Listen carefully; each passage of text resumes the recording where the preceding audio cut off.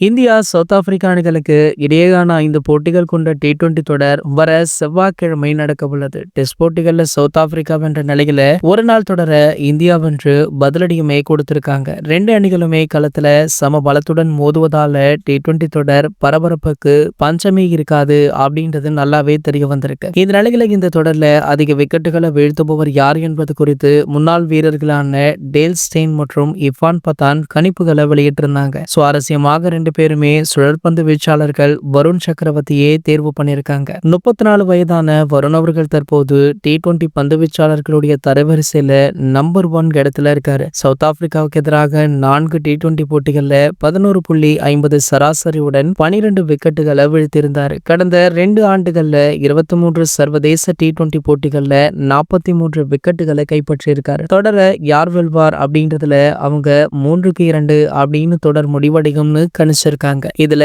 Stain south Africa வெல்லும் அப்படின்னும் Irfan Pathaan India கோப்பையை வெல்லும் அப்படின்னு கருத்து தெரிவிச்சிருந்தாங்க. சோ இவங்களை தாண்டி தற்போது ஓடிஐ போட்டியை தோற்ற சவுத் ஆப்பிரிக்கன் அணி பாத்தீங்கன்னா T20 வென்றியாக வேண்டும் அப்படின்ற கட்டாயத்திலும் ஆவேசத்துடனுமே இருந்துட்டு இருக்காங்க. சோ அதன்படி பாத்தீங்கன்னா T20 போட்டியுடைய கேப்டனான மார்க்ரம் அவர்கள் கொடுத்துள்ள பேட்டியில கண்டிப்பாக T20 போட்டியில இந்தியாவை வெல்வோம் அப்படின்னு சவால் விட்டிருக்காரு. இது போன்ற கிரிக்கெட் செய்திகளை பற்றி நீங்க உடனே தெரிஞ்சுக்க நம்மளுடைய சேனலை மறக்காம சப்ஸ்கிரைப் பண்ணிக்கோங்க.